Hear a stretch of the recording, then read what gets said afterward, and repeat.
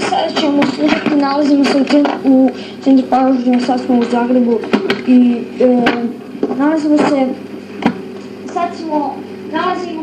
u Zagrebu, blizu smo jednog restorana, taj restoran se zove restoran Plati ili gubi se. Taj restoran je restoran, to su vegetarijanci, ali u tom restoranu ima muzikanta i oni sviraju dok su, na primjer, vaši parovi i onda snime, ne? Kažete, ne? Uglavnom gledate. I sad samo čuli jednu muziku njihovu.